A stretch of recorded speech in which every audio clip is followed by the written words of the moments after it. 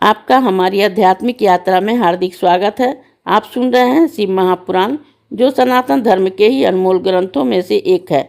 इस श्रृंखला में हम आपके लिए ही इस दिव्य ग्रंथ के प्रत्येक अध्याय का शाश्वत पाठ प्रस्तुत करेंगे। आइए इस ज्ञान और धर्म की ही यात्रा को आरंभ करें। भगवान महादेव की महिमा और उपदेश से ही सजी इस पावन कथा के साथ ही ओम नमः शिवाय। 50वां अध्याय सरस्वती अवतार विवेचन। ऋषि बोले, हे बुद्धिमान सूर्य जी, हम क्रमशः ही दुर्गा के ही संपूर्ण चरित्र को सुनना चाहते हैं।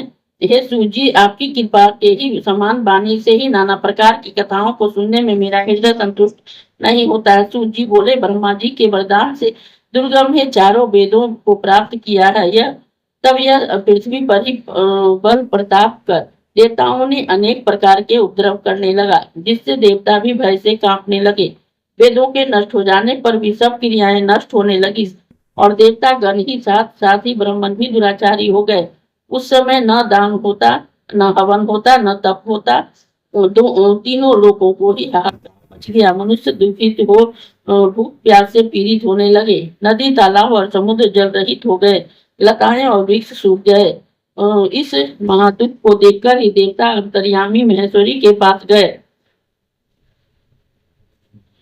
और बोले कि हे महामाये, अब आप क्रोध को त्याग अपनी समस्त प्रजाओं की रक्षा कीजिए, अन्यथा संसार ही नष्ट हो जाएगा। जिस प्रकार निशुंबासुर, रक्तबीज तथा मधुकैटवादी महाबली दैत्यों का नाश किया, उसी प्रकार अब इस दैत्य को भी शीघ्र मारकर ही देवता आदि ब्राह्मणों के दुख दूर कीजिए। हे देवी, आप ही विचित्र अवतार ले सबको सुखी बनाती हैं।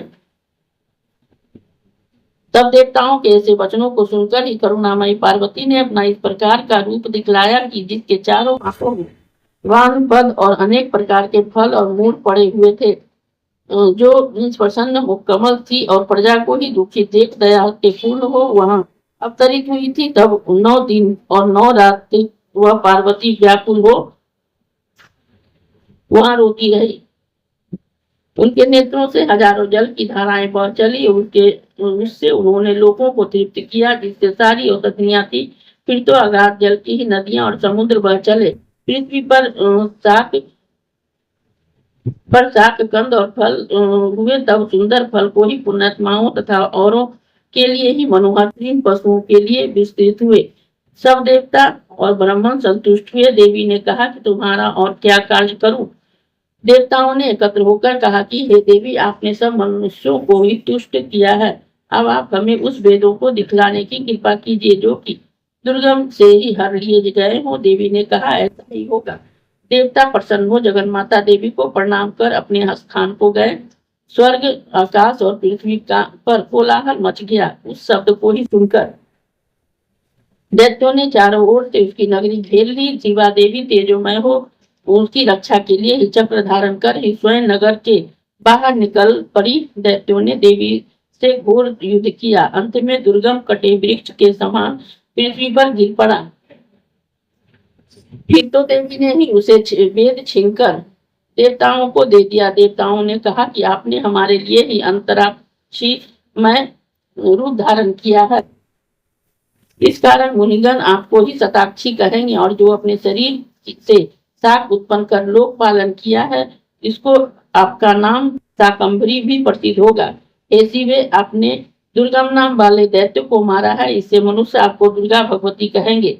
हे ज्ञानदात्री, आपको नमस्कार है, नमस्कार है। इस अध्याय के श्रवण हेतु आपका हृदय से धन्यवाद। हम आशा करते हैं कि शिव महापुराण की यह दिव्य कथा आपको आध्यात्मिक शांति और गहन ज्ञान प्रदान कर रही होगी। कृपया अगले अध्याय के लिए हमारे साथ जुड़े रहें और अपने सुझाव एवं भावनाएं कमेंट के माध्यम से अवश्य साझा करें। धर्म, भक्ति और ज्ञान की इस पावन यात्रा में आपका साथ हमारे लिए अत्यंत मूल्यवान है।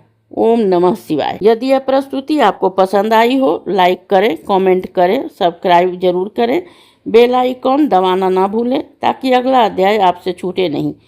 और इस पावन ज्ञान को ही शेयर करें अपने परिवार और मित्रों तक।